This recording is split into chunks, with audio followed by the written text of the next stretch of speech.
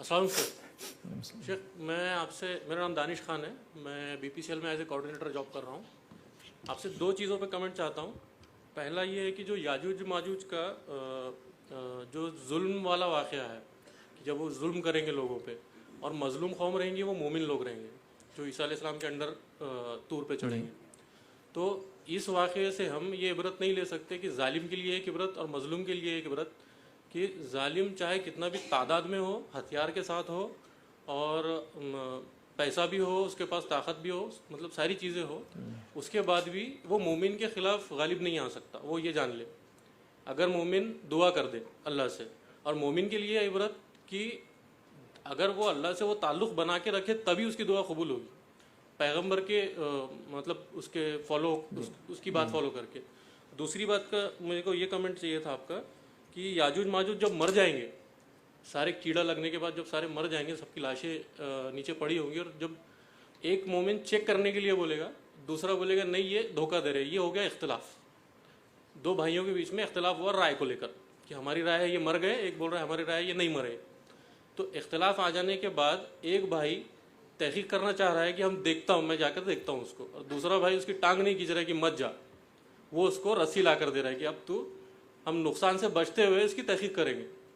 तो क्या ये एक इबरत नहीं हो सकती कि अगर कोई तहकीक करना चाह रहा है सही चीज़ के लिए, तो कोई उसकी टांग ना खींचे, उसको प्रोवाइड करे मौके। जी भाई ने सवाल किया है कि जो याजूज और माजूज के वाक़े से हमको पता चला वो ये है कि जालिम चाहे कितना भी ताकतवर हो, तादाद में कितना भी ज़्यादा हो, हथियार कितने भी ज़्यादा हो, और ज़ाहिर दिखने पे ऐसा लगे कि बस इससे ज़्यादा तो कुछ हो नहीं सकता, इतने इससे बड़ा जालिम कोई नहीं है, लेकिन उसके बाद भी याद रखिए जालिम ख़त्म हो जाता है। ये पूरी तारीख़ है, मतलब ये याजूज और माजूज से ही नहीं हम सीखेंगे, ये तो बहुत बड़ा वॉर है समझो एंड ऑफ द टाइम्स में।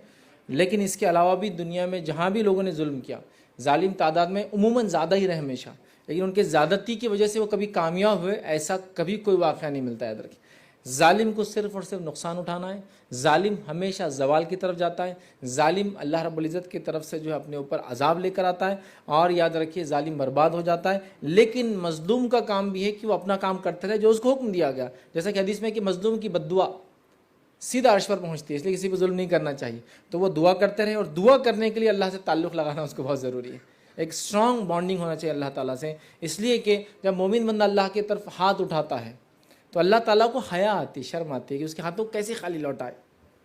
ये अलग बात है कि फिर वो उन दुआओं को तीन शक्लों में से कोई एक शक्ल में सुनता है, या तो उसको दुनिया में मुसीबत को टाल देता है, उसके माफ़ करना जो मांगा वो दे देता है, या तो उसके बराबर को मुसीबत टालता है, तो आखिरत में उसका अजर देगा कि उसने दुआएं की थी। तो लिहाजा हमारा काम है कि हम अल्लाह ताला से लौ लगाए, अल्लाह ताला से रिश्ता कायम करें, और अल्लाह ताला से रिश्ता कायम करने में सबसे इंपॉर्टेंट चीज़ क्या मालूम हमको, वो है अल्लाह की तौहीद, उसको एक मानना, उसको एक जानना, और उसके बाद करना। वरना आप दुआएं मांगेंगे अल्लाह के साथ शरीक करके लोगों को, वो दुआएं कबूल भी नहीं होती, याद रखिए। तो लिहाजा दोनों बातें कि जालिम कभी टिकता नहीं है, जालिम के जुल्म हमेशा नहीं चलता है, अल्लाह ताला उसको बदला देता है। गो अल्लाह ताला ने ऐलान कर दिया कि मैं हो सकता हूँ दुआ सुनता हूँ, उसका रिजल्ट देर से आता है, लेकिन मैं बराबर उसका बदला उसको देता हूँ, और जालिम दुनिया में जलील होता है। ये बात आप याद रखिए, ये बात हमें याद रखना चाहिए, लेकिन हमारा रिश्ता अल्लाह से उतना स्ट्रांग हो, ये इंपॉर्टेंट है, याद रखिए। तो यकीनन आपने जो कहा, मेरा कमेंट ये है कि ऐसा ही होता है, याद रखिए। दूसरा उन्होंने कहा कि याजूज माजूज को देखने जाएंगे तो कुछ इख्तिलाफ होगा लोगों में कि हम जाकर देखें ना देखें, तो जाहिर सी बात है वो इख्तिलाफ को वो आगे नहीं बढ़ने देंगे।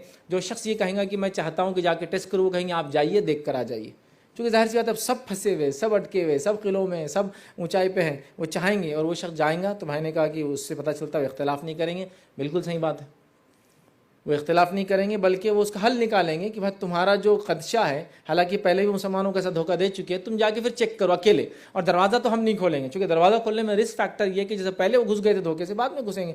तुम क्या करो, कोई दूसरा टेक्निक लो। वो कहेंगे रस्सी ला के दो, रस्सी से उतरेंगे तो पता चला इख्तिलाफ़ तो हुआ, ज़रूरी भी चीज़ थी कोई जाके देखें। वो शख्स जाएगा और इख्तिलाफ़ को अच्छे से हल करेंगे। मैं भी गुजारिश करूँगा हर बार जब भी इख्तिलाफ़ हो, उस इख्तिलाफ़ को बेहतरीन अंदाज से उसको जिसको कहते हैं नतीजे की तरफ जाना चाहिए। इख्तिलाफ़ होना कोई बुरी चीज़ नहीं है, उस पर हमारा रिएक्शन क्या होता है वो मसला है। इख्तिलाफ़ का माना ही नहीं कि आप उसकी मुखालिफत में खड़े हो जाए, इख्तिलाफ़ का माना है कि मैं राय में मुख्तलिफ हूँ, लेकिन मैं मुखालिफत में नहीं खड़ा होता हूँ। जैसा कि मेरा इख्तिलाफ़ है किसी मेरे एक भाई से जमात को लेकर, मसलक को लेकर, मसाइल को लेकर, तो मैं ये नहीं करूँगा कि उसकी बेटी की शादी को रिश्ता है तो बोलूँगा उनकी शादी मत करो वो फ़लाँ है।